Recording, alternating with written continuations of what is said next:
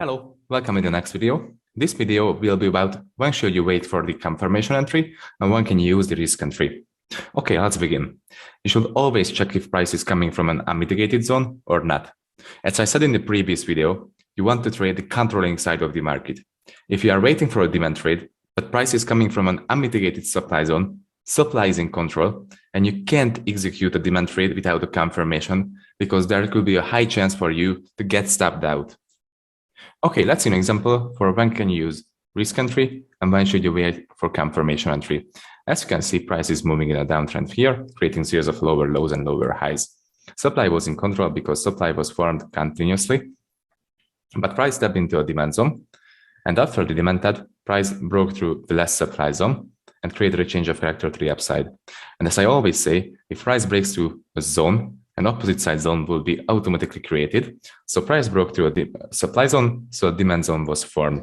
After the tap of this freshly formed demand zone, price created a break of structure again to the upside with inefficient movement. Okay, after this, if you want to execute a demand trade here and follow the trend, you have three possible scenarios. If price taps into a supply zone, comes up here, reverses, then supply will be in control again, and you can't execute a demand trade without any confirmation because you always want to trade the controlling side of the market. And if supply is in control, you can't open a demand trade because there will be a high chance for you to get stepped out. So in this case, you should always wait for confirmation entry. We will talk about confirmation entries in the next unit. Okay, the second scenario, if price reverses before this supply zone and does not tap into any supply zone, then you can open a risk entry here without any confirmation because demand is still in control and you can easily target the next unmitigated supply zone after the tap of this demand zone. So once more, if price reverses before this supply zone, you can easily open a risk entry here and target the next unmitigated supply zone because price did not tap into any supply zone, so demand is still in control. So the third scenario is if price breaks through this supply zone and does not tap into any supply zone, so demand will stay in control, then you can execute a demand trade again on this zone because demand is fully in control because it broke through the last supply zone. So these are the three possible scenarios. So once again, first one, price taps into this supply zone, reverses, then you can't open a risk entry here because you should wait for a confirmation entry because supply is in control. The second one, if price reverses before the supply tap, then you can easily open a risk entry here because demand is in control and price did not tap into any supply zone. And the third one, if price breaks through this supply zone, demand will be fully in control and you can easily open a risk entry on the demand zone. Okay, let's see a live example for this. Okay, so let's see an example, a live example for the risk and confirmation entries. So as you can see, price was moving in an uptrend, creating a series of higher highs and higher lows, higher highs, higher lows. And in an uptrend, price will form demand zones. So we have this really valuable demand zone right here because it created huge inefficient push to the upside. This inefficient push created a break of structure and swept some liquidity from this region and created liquidity here just above the zone. After this, price did a pullback here. And after the pullback, it created a break of structure to the upside again from this demand zone. But actually, I refined this zone on the 5-minute chart because we are currently on the 15-minute chart. But we'll talk about refinements in the next video. Okay, so we have this demand zone that created the last break of structure to the upside. And this break and this demand zone pushed the price up to the supply zone. Because we have this supply zone up here, because price was moving in a downtrend. And now price is in the pullback phase in the uptrend. So it's on the way up to tap the supply zone. So after a supply tap, supply took over control from demand. So you can't open a risk entry on this zone or this zone. You will have to wait for a confirmation entry, some change of character, and after you can open a demand trade also on this zone too.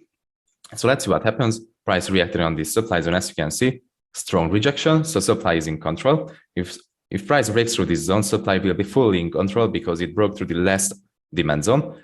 So after a zone breaks, an opposite side zone will be created. So if this demand breaks, supply zone will be created. Let's see what happens. Very strong momentum. As you can see, price broke through this demand zone. So a supply zone has been created.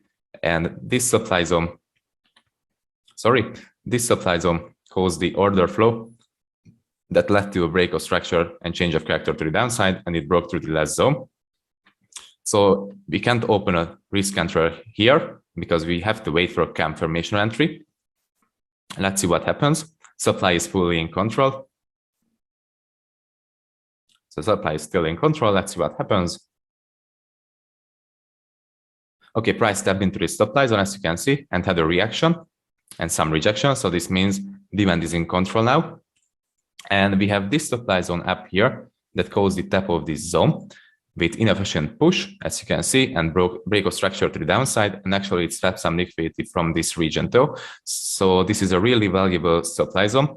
If price steps into this supply zone and rejects on it, supply will be in control again. But if price breaks through this zone, demand will be in control again, and the demand zone will be formed because it broke through an opposite side zone. Okay, let's see what happens. As you can see, price stepped into this zone and had a reaction. So supply is in control now. If price breaks through this zone, demand will be in control and the demand zone will be formed. Okay, price broke through a supply zone. So demand zone has been formed here, as you can see. We have this demand zone right here. Let's just extend the zone and play price forward. So actually you can open a long trade on this zone because this was the confirmation entry. Price broke to the last supply zone. So demand has been formed. So a confirmation entry has been happened, and we can target the next unmitigated supply zone, as I said. So this will be our target point. Let's see what happens. Price tagged us into the trade, had a reaction. So demand is in control, as you can see. Price reacting strongly on this demand zone.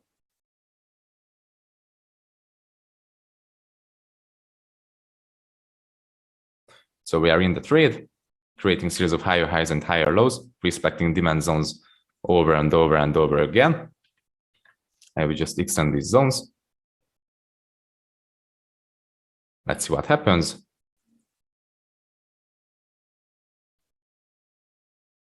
TP hit. So as you can see, this is how can we use the risk and confirmation entries, knowing the fact who's in control for our advantage. And this is a really, really strong weapon. So you have to master it and master everything about the control side, because you always want to trade the countering side of the market. Okay, meet you in the next video.